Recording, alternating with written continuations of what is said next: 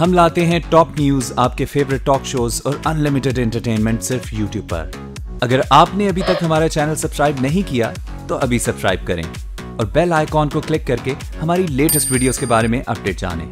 Subscribe कीजिए और हम आपको लिए चलेंगे आपकी फेवरेट वीडियो की तरफ।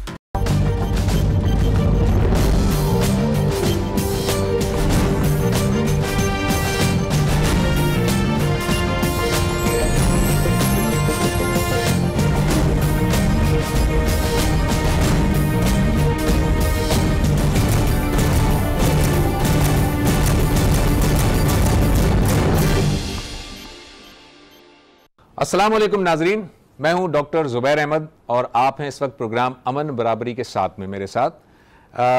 नाजरीन, ये जो 2003 में ईरान, अफगानिस्तान और भारत के दरमियान एक सह मुल्की कॉन्ट्रैक्ट हुआ था जिसमें कि भारत ने अफगानिस्तान तक अपनी जो है वो रसाई की बात की थी और उस तनाजुर में भारत ने ईरान के शहर ज़ायदान से अफगानिस्तान तक एक रोड भी तामीर की थी, एक सड़क तामीर की गई थी और इस तरह से इंडिया को ईरान के ज़रिए से अफ़गानिस्तान तक की रसाई हासिल हो गई थी।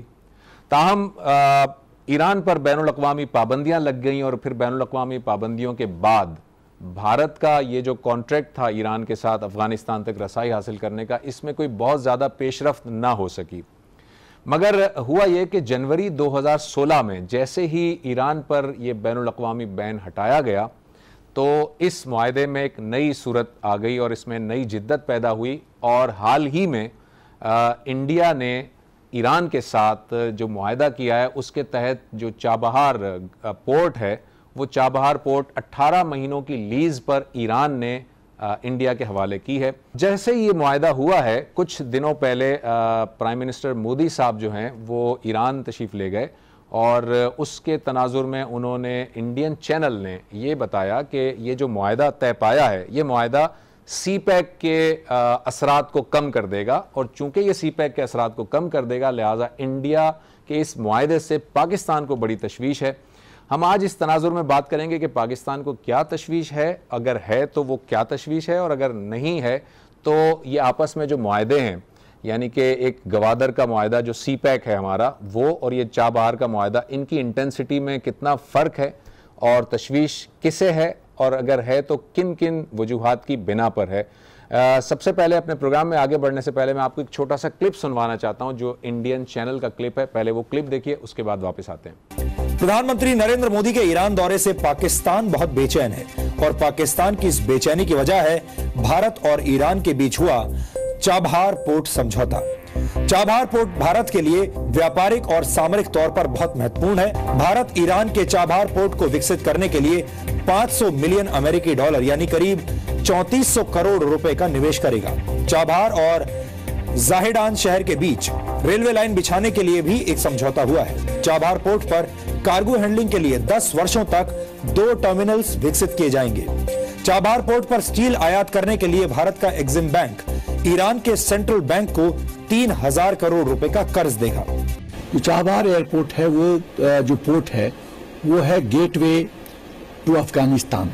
अफगानिस्तान एक लैंड लॉक कंट्री है, उसको सी को अरबियन सी में एक्सेस नहीं है। तो हम यदि अफगानिस्तान की तरफ बढ़ना चाहते हैं, ट्रेड करना चाहते हैं और अफगानिस्तान के माध्यम से हम सेंट्रल एशिया में जाना चाहते हैं और उसके बियॉन्ड, तो अफगानिस्तान एक बहुत इंपॉर्टेंट देश हमारे लिए। वेलकम बैक नाजरीन, आपने क्लिप देखा जिसमें कि इंडियन मीडिया ये कह रहा है कि पाकिस्तान को बड़ी तशवीश हो रही है इस चाबहार मुआहदे से।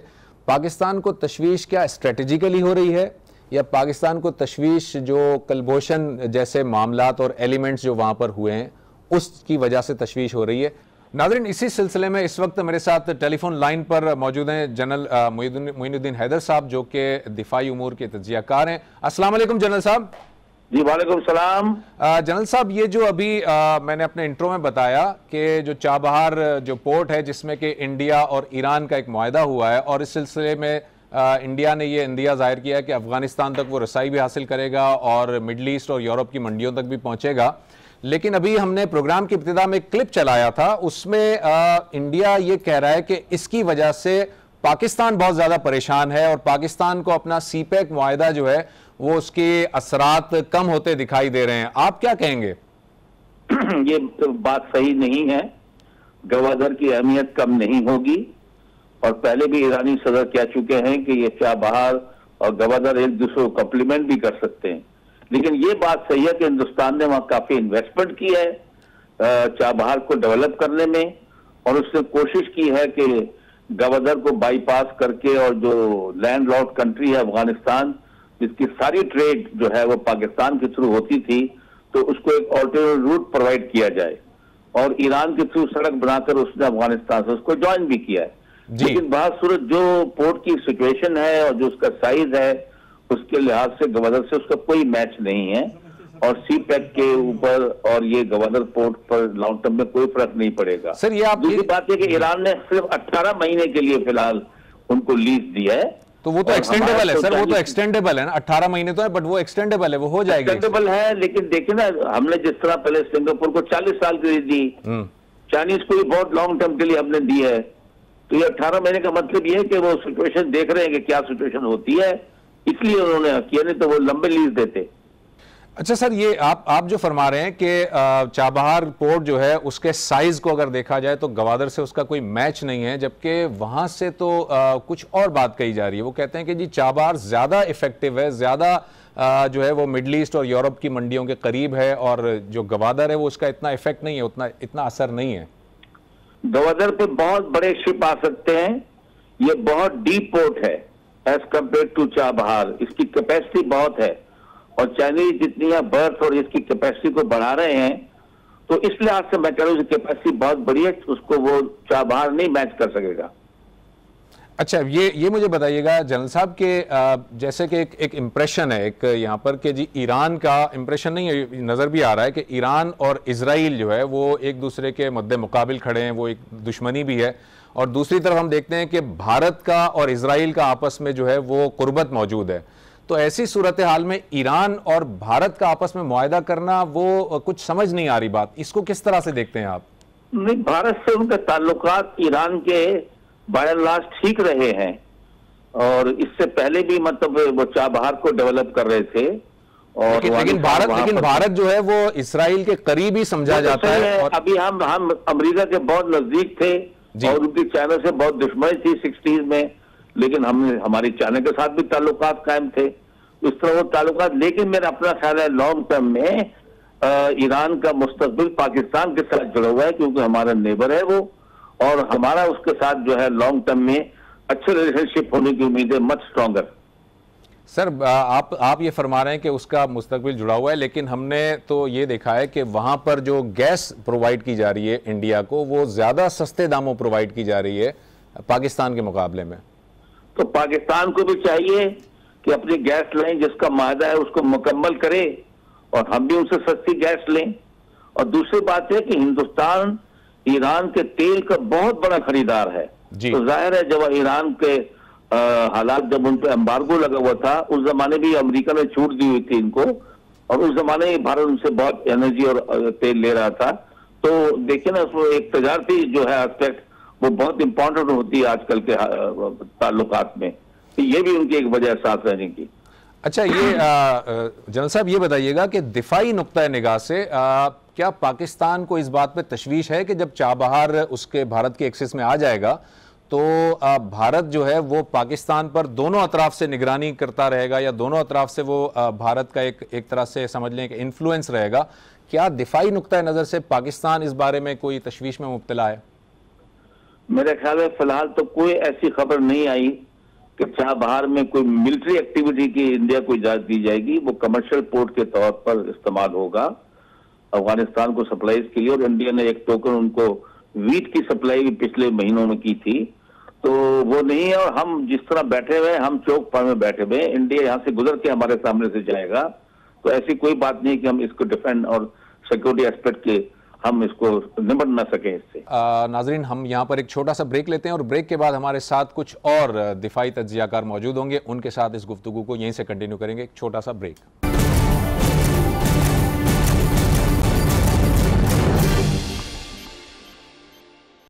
वेलकम बैक नाजरीन, अमन बराबरी के साथ में एक मरतबा फिर आपको खुशामदीद कहते हैं। ब्रेक से पहले हमारे साथ जनरल मोइनुद्दीन हैदर साहब मौजूद थे जो अपने ख्यालात का इजहार कर रहे थे। इस वक्त मेरे साथ टेलीफोन लाइन पर डॉक्टर हुमा बकाई साहिबा मौजूद हैं जो बैनुल अक़वामी उमूर की माहिर हैं, और उनके साथ साथ लेफ्टिनेंट जनरल तलत मसूद साहब हैं जो दिफाई उमूर के तज्ज़ियाकार हैं।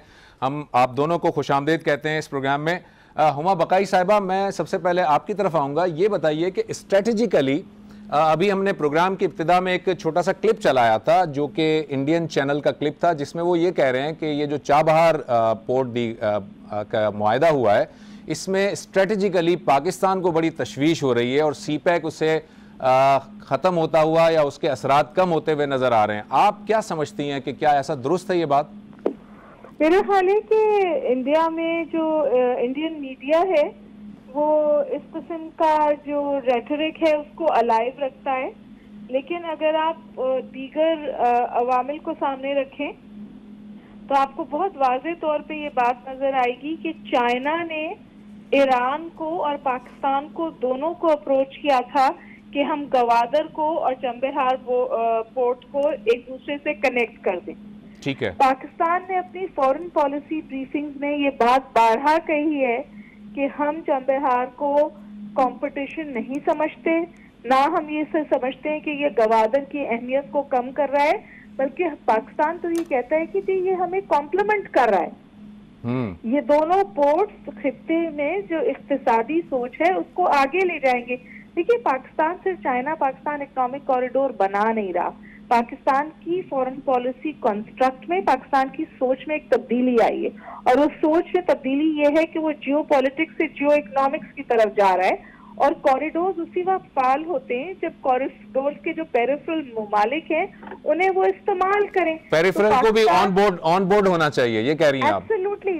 इंडिया वो वाहिद मुल्क है पूरे खित्ते में जो चाइना पाकिस्तान इकोनॉमिक कॉरिडोर का हिस्सा नहीं है, और इसीलिए वो फंसा हुआ है कोल्ड वॉर की थिंकिंग में कि अगर ईरान उसके साथ है तो वो पाकिस्तान के खिलाफ है और चाइना के खिलाफ है। ये इकोनॉमिक पैराडाइम्स हैं कि माशी इंटेग्रेशन का तमाम चीजें हिस्सा हैं। तो हम तो कहते हैं बहुत अच्छी बात है, आपने 18 महीने के लिए इंडिया को उसका कंट्रोल दिया है, 9 मुआहदे किए हैं, इंडिया ने वहाँ इन्वेस्टमेंट किया है और कल ये खित्ते की इक्तिसादी सूरत हाल को बेहतर करेगा।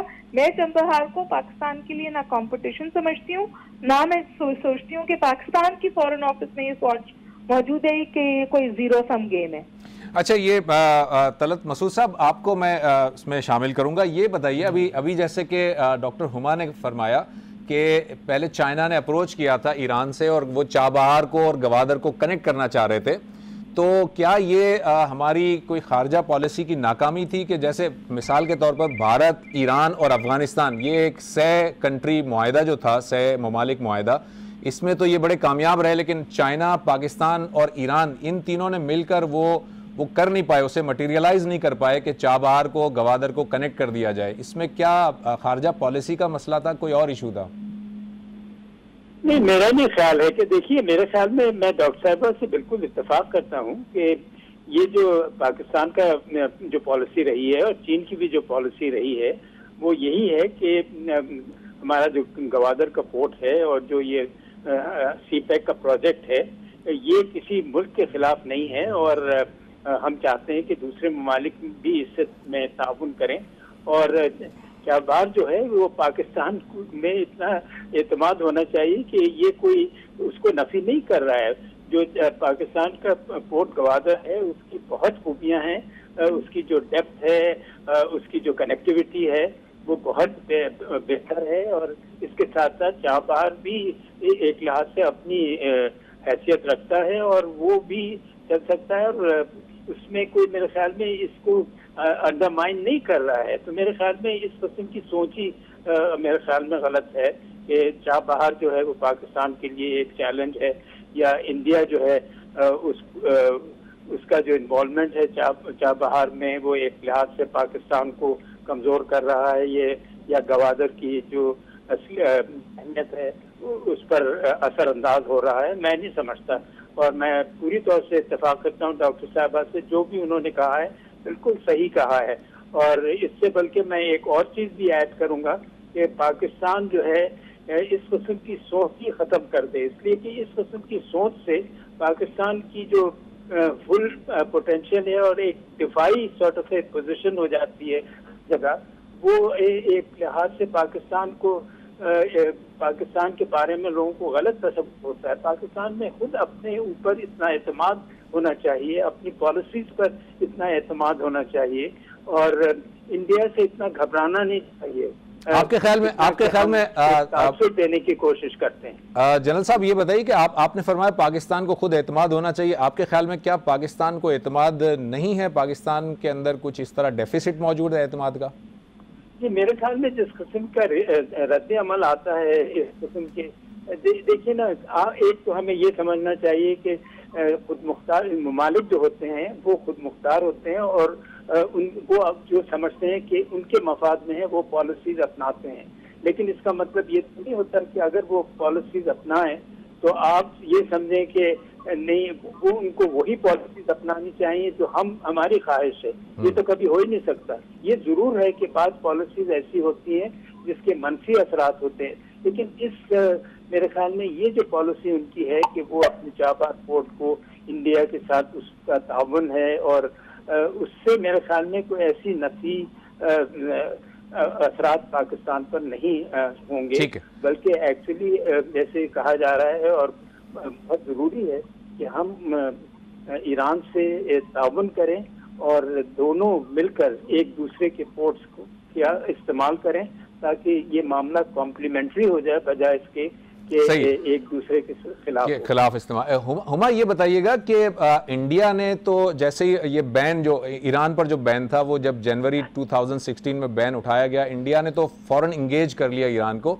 हम बहुत अरसे से वो जो गैस पाइपलाइन हमारा चल रहा था, लेकिन हम फिर भी उस तरह से ईरान को इंगेज नहीं कर सके अपने साथ। ये क्या था हमारी पॉलिसी, हमारी स्पेशली फॉरेन पॉलिसी, ये उसकी नाकामी थी? देखिए, हम बहुत दफा अपने आप को कहते हैं हमारी फॉरेन पॉलिसी की नाकामी है।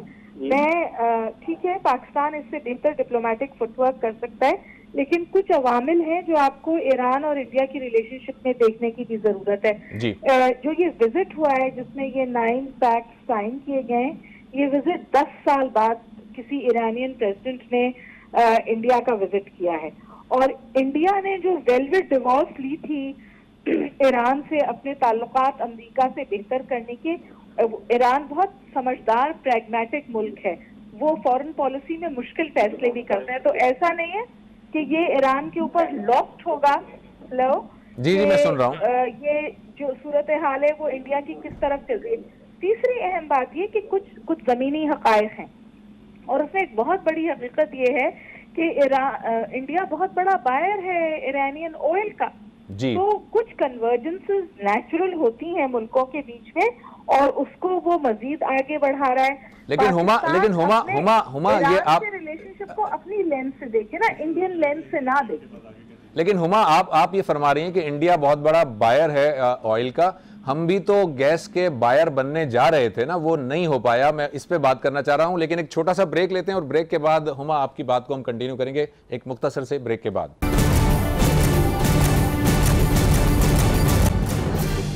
बिला वजह कॉन्फ्रंटेशनल हो जाए, हमें देखना चाहिए कि हमारा जो कॉन्स्ट्रक्ट है उसमें वो कहाँ फिट इन हो रहे हैं और वहाँ सूरत हाल ये है कि चंबेहार कॉम्प्लीमेंट करता है गवादर को, हम उसे कंपटीशन के तौर पे नहीं देखते क्योंकि वो बहुत छोटा पोर्ट है। ठीक है। और जो स्ट्रेटेजिक सिग्निफिकेंस है गवादर की, जो उसकी खूबियां हैं, जो उसकी डीप सी पोर्ट है, जो उसका पोटेंशियल है, चंबेहार तो उसके करीब भी नहीं आता। तो बिला वजह एक सूरत हाल मुझे नहीं लगता कि क्रिएट करनी चाहिए। हम खुश हैं चंबेहार बन रहा है, हम खुश हैं इंडिया उसमें इन्वेस्ट कर रहा है और अफगानिस्तान के लिए एक और रास्ता खुल रहा है। इसमें से कोई भी चीज पाकिस्तान के लिए ना परेशानी का बायस है ना लम्हा फिक्रिया है। ठीक है। इस वक्त मेरे साथ टेलीफोन लाइन पे रहीमुल्लाह यूसुफ जई साहब मौजूद हैं जो सीनियर तज्जियाकार हैं और इस रीजन के स्पेशली वो माहिर समझे जाते हैं। अस्सलाम वालेकुम यूसुफ जई साहब। वालेकुम सलाम। कैसे हैं आप? खैरियत से हैं? जी बिल्कुल खैरियत। जी यूसुफ जई साहब, ये बताइए कि ये जो चाबहार जो पोर्ट बनने का मुआहदा हुआ है इंडिया और ईरान के दरमियान और 18 महीने की लीज पर दिया गया है, अब जब इंडिया का वहां पर एक्सेस बढ़ जाएगा, ईरान के अंदर चाबहार के अंदर बढ़ जाएगा, तो आप क्या समझते हैं इस तरह के एलिमेंट्स की एक्टिविटी बढ़ने के कोई अंदेशा है मौजूद? देखिए, हमें तो ये बताया गया था कि कुलभूषण यादव को बलूचिस्तान में पकड़ा गया था, लेकिन ये था कि वो चाबहार में कारोबार के हवाले से वो वहाँ मौजूद था और यहाँ पे चाबहार उसका ठिकाना था और वहां से वो फिर पाकिस्तान और अफगानिस्तान कई बार गया।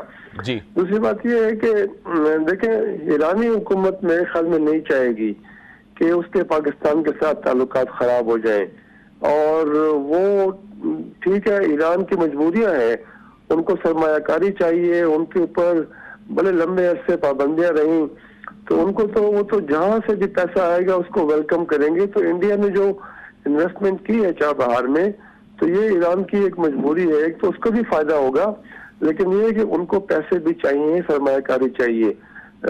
एक मैं ये कहूंगा कि ये जो चाबहार का जो पूरा सी पोर्ट है वो इंडिया को नहीं दे रहे, उसका एक हिस्सा जो है वो इंडिया को दे रहे हैं, और वैसे भी वो कोई इतना बड़ा सी पोर्ट नहीं है। किसी ने कहा कि गवादर के 3% बराबर वो भी वो नहीं है, 3% से भी वो कम है। तो मेरे ख्याल में हमें जो है, ठीक है, इंडिया की कोशिश है कि पाकिस्तान को बाईपास किया जाए, इंडिया की कोशिश है कि अफगानिस्तान में अपने कदम जमाए। इंडिया ने अफगानिस्तान में भी काफी पैसा लगा दिया है, अभी पहले $2 बिलियन थे, अब $3 बिलियन हो गए हैं, तो ये ठीक है, वो ये कोशिश कर रहा है, लेकिन मेरे ख्याल में हमें भी ये जो एक मस्बत काम है, अफगानिस्तान की तामीरी नौ है, अफगानिस्तान के साथ ताल्लुकात बेहतर बनाने में, उसमें अपना हिस्सा डाल भी रहे हैं और डालना चाहिए। और हमें ईरान के साथ भी ताल्लुकात अच्छे रखने हैं। बड़ा मुश्किल काम है कि आप सऊदी अरब को भी खुश करें और ईरान को भी खुश करें। तो मेरे ख्याल में हमारी पॉलिसी जो है इस वक्त वो ऐसी है और ठीक चल रही है कि हम ईरान और सऊदी अरब के दरमियान एक बैलेंस रखे हुए हैं। ये बात तो आपकी सही है यूसुफ जई साहब। मैं उस तनाजुर में बात कर रहा था कि जैसे अभी हम देखते हैं कि जो मुख्तलिफ मिलिटेंट ग्रुप्स हैं जो अफ़गानिस्तान में बैठे हुए हैं और वो उनका टारगेट पाकिस्तान है, अब जब ये इंडिया का वहाँ पर एक्सेस होगा ईरान में और कुलभूषण के तनाजुर में हम बात कर रहे हैं, तो ईरान के अंदर और अफ़गानिस्तान में भी उसकी रसाई हो जाएगी। तो क्या आप नहीं समझते कि पाकिस्तान जो है उसके ऊपर इंडिया जो है वो दोनों तरफ से असरअंदाज हो सकता है या होगा, ऐसा आप नहीं समझते? देखिए, मैं ये समझता हूँ कि अफगानिस्तान में इतनी रसाई है इंडिया की, इतना उनका असर बड़ा है कि हमारे लिए असल खतरा जो है वो वही है। अफगानिस्तान की सरजमीन हमारे खिलाफ इस्तेमाल हो रही है, हमें उसको भी काफी परवाह करनी चाहिए। ईरान की तरफ से हमें जाहिर है अलर्ट रहना चाहिए, लेकिन मेरे ख्याल में इतनी परेशानी हमें नहीं होगी। कुलभूषण यादव का वाकया हुआ, ये शायद अपनी नौयत का एक वाकया है, लेकिन ये है कि मैं नहीं समझता कि ईरान जो है वो पाकिस्तान के मफाद के खिलाफ कोई काम करेगा। अलबत्ता ये है कि ईरान के भी पाकिस्तान से कुछ शिकायतें हैं, गिले हैं, और वो समझते हैं कि हमारे सरजमीन को अमेरिका और बरतानिया जो है वो इस्तेमाल कर रहे हैं ईरान के खिलाफ। तो ईरान की शिकायतें भी हमें दूर करनी चाहिए, क्योंकि वहाँ पे जुंदुल्ला, जैशुल अदल, ये तंजीमें जो हैं उनका ये ख्याल है कि ये पाकिस्तान में मौजूद हैं, बलूचिस्तान में, और वो ईरान में जाकर हमले करते हैं। तो मेरे ख्याल में जो बड़ा खतरा है इस वक्त वो अफगानिस्तान की सरजमीन है, और अफगान हुकूमत भी जाहिर है काफी हमसे नाराज है, और फिर वहाँ पे इंडिया को भी बहुत ज्यादा असर रसूख हासिल हो गया है, और फिर अमेरिका भी नाराज है, तो हमें उसकी फिक्र करनी चाहिए। ठीक है रहीमुल्लाह यूसुफ जई साहब, एक छोटा सा मैं ब्रेक लेने जा रहा हूं और ब्रेक के बाद फौरन बाद आते हैं और यहीं से गुफ्तगू को कंटिन्यू करेंगे। नाजरीन, एक छोटे से ब्रेक के बाद वापस आते हैं।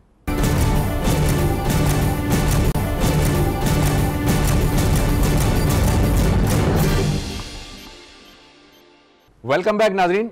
अमन बराबरी के साथ में एक मरतबा फिर खुश आमदीद कहते हैं। मेरे साथ इस वक्त टेलीफोन लाइन पर डॉक्टर हुमा बकाई जो बैनुल-अक़वामी उमूर की माहिर हैं वो मौजूद हैं। उनके साथ साथ रहीमुल्लाह यूसुफ ज़ई साहब मौजूद हैं जो सीनियर तज्ज़ियाकार हैं और इस रीजन के एक्सपर्ट हैं।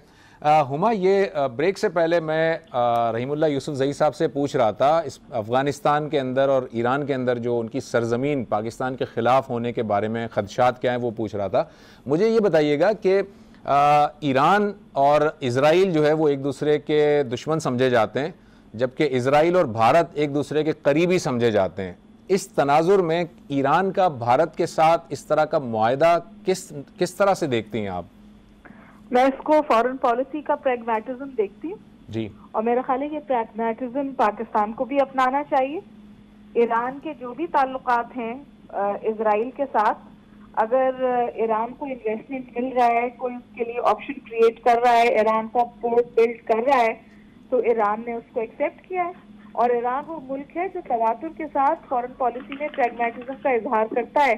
जो अमेरिका के साथ उसने मुआहदा किया जिसकी वजह से उस पर सैंक्शन रखी, वो भी बहुत मुश्किल मुआहदा था, वो उसमें भी गया है और उसको भी कैरी ऑन कर रहा है और मेंटेन कर रहा है। आपने रहीमुल्लाह यूसुफ ज़ई से जो बात कही, मैं उससे सिर्फ एक छोटा सा कमेंट दूंगी बहुत अदब के साथ। रहीमुल्लाह यूसुफ ज़ई साहब बिल्कुल सही फरमा रहे हैं। चंबहार के खुलने की जरूरत नहीं है इंडिया को अफगानिस्तान के अंदर जो कुछ वो कर रहा है वो करने के लिए। उसके लिए उसके पास बहुत सारे एवेन्यूज हैं। पाकिस्तान का प्रैग्मेटिज्म ये है कि वो ईरान को अपने साथ इस कदर ऑन बोर्ड कर ले कि फिर ईरान पाकिस्तान के खिलाफ ना जाए। हमारा चैलेंज ये है, हमारा चैलेंज ये नहीं है कि अगर ईरान और इंडिया के ताल्लुकात बेहतर होते हैं तो हम उसको जीरो सम गेम बना के दुनिया के सामने और अपने लोगों के सामने पेश करें। अच्छा है ईरान से दोस्ती हो, अच्छा है ईरान के स्टेट्स हो अफगानिस्तान में अमन में, इकोनॉमिक एक्टिविटी बढ़े, गुड्स की तरसील हो। जब जहाँ सोल्जर्स नहीं जाते वहाँ बिजनेसमैन जाते हैं, तो ये अच्छा इनिशिएटिव है और उसको अप्रिशिएट करना चाहिए। अच्छा, मुझे हुमा ये बताइएगा कि ईरान ने ये 18 महीने की लीज पर दिया है। आमतौर पर इस तरह के जब कॉन्ट्रैक्ट होते हैं तो 5 साल, 10 साल, 20 साल यानी बड़े लंबे मुआहदे होते हैं, लेकिन ये 18 महीने की लीज पर दिया गया है। तो ये क्या है अभी, मतलब ईरान पूरी तरह से सेटिस्फाई नहीं है, ये देखना चाह रहा है, टेस्ट केस के तौर पर देखना चाह रहा है, क्यों ऐसा किया? बिल्कुल वाज़ेह बात है। मैंने आपसे कहा था कि ईरान के ऊपर ये बात लॉस नहीं है कि चंबहार को फाल होने में इतना वक्त इसलिए लगा क्योंकि ये जो बीच का पीरियड गुजरा इसमें न्यू दिल्ली अमेरिकन को कल्टिवेट कर रहा था, कोर्ट कर रहा था, और वो करने के लिए उसने ईरान को डंप किया था। ये बिल्कुल साफ सही सच्ची बात है। आप मकालों में पढ़ें तो वो कहते हैं कि इंडिया ने ईरान को एक वेलवेट डिवोर्स दी थी और अब उन्होंने अपने वो ताल्लुकात दोबारा रिवाइज किए हैं। ईरान उन ताल्लुकात में वापस गया है क्योंकि इन्वेस्टमेंट की ईरान को जरूरत है। चंबहार पोर्ट का डेवलप होना ईरान के लिए फैज की बात है, लेकिन उसके साथ साथ they are testing waters and they are cautious. और मैं समझती हूँ कि ये उनकी सही रवैया और तरीका है। आप अपना फैज भी सामने रखते हैं और आप अपने मफाद भी सामने रखते हैं जब आप मुल्कों के साथ इंटरैक्ट करते हैं, और इसीलिए उन्होंने एक टेस्टिंग टाइम्स किया। हमने तो 3 साल के लिए पकड़ा दिया था गवादर सिंगापुर को, कोई डेवलपमेंट नहीं हुई। अच्छा यूसुफ ज़ई साहब, अभी हुमा ने ये कहा कि हमें इस वक्त ईरान को भी जो है वो इतना इंगेज करना चाहिए कि वो कभी हमारे खिलाफ ना जाए। इस चाबहार के कॉन्ट्रैक्ट के बाद क्या अभी हम इस काबिल हैं या हम कर सकते हैं कि ईरान को हम इंगेज करें, और क्या पॉसिबिलिटी फ्यूचर में ऐसी है कि गवादर को और चाबहार को भी कनेक्ट किया जा सके? देखिए, ये मेरे ख्याल में इसका इन्हिसार जो है वो पाकिस्तान और ईरान के ताल्लुकात के ऊपर होगा। अभी भी मेरे ख्याल में ईरान को कुछ हमसे शिकायतें हैं कि हमने उन तंजीमों के खिलाफ कोई मौसर कार्रवाई नहीं की, जिस तरह मैंने पहले कहा जुंदुल्ला और जैश अल अदल। वो समझते हैं कि अभी भी शायद कोई उनको वहाँ से खतरा है, और उनका ये भी ख्याल है, उन्होंने खुलेआम भी कहा है कि ये अमेरिका, बरतानिया वगैरह ये पाकिस्तान की सरजमीन इस्तेमाल कर रहे हैं। हालांकि हम इस बात को नहीं मानते। अब ये है कि मेरे ख्याल में देखें, ईरान जो है उसको उसकी तन्हाई थी, उसके ऊपर पाबंदियां थी, और उन्होंने बड़ी कोशिश की। उनके पास फॉरेन एक्सचेंज करेंसी की बड़ी कमी थी, उनकी एक्सपोर्ट्स नहीं हो रही थी, उनका तेल नहीं बिक रहा था, तो उनकी बड़ी मजबूरियां थी। उनको सरमायाकारी की जरूरत है, जहां से भी मिलेगी वो लेंगे उसको। और ये मेरे ख्याल में जब चाबहार का सी पोर्ट डेवलप हो जाएगा सही तरीके से, चाहे वो इंडियन इन्वेस्टमेंट हो या ईरानी हो, तो उसका फिर बिल आखिर फायदा ईरान को होगा। ईरान तो बराह रास्त भी अफगानिस्तान के साथ तजारत कर सकता है, लेकिन ये जो रास्ता है ये इंडिया ने खास तौर पे अपने लिए बनाया है और अफगानिस्तान के लिए बनाया है चाबहार का, तो वो इसका ज्यादा इस्तेमाल करेंगे। लेकिन इंडियन मीडिया में आप देखें, वो भी ये कहते हैं कि ये कोई इतना कोई प्रॉफिटेबल ये रूट नहीं है, जो हमने इन्वेस्टमेंट की है चाबहार में, इसका कोई बड़ा फायदा नहीं होगा, वो इस बात को मानते हैं। पाकिस्तान का जो रास्ता है वो अब भी करीब तरीन और महफूज तरीन है। ठीक है, मैं इन तमाम पैनलिस्ट का शुक्रगुजार हूं कि उन्होंने वक्त निकाला। नाज़रीन, हमने आज जो बात की वो चाबहार के तनाजुर में बात की कि चाबहार का जो कॉन्ट्रैक्ट है और जो सी पैक है उसके आपस में क्या एक दूसरे पर असरात हो सकते हैं। उम्मीद है आपको प्रोग्राम पसंद आया होगा। आपकी फीडबैक का इंतजार रहेगा। अगले प्रोग्राम तक के लिए डॉक्टर ज़ुबैर अहमद को इजाज़त दीजिए। अल्लाह हाफिज़।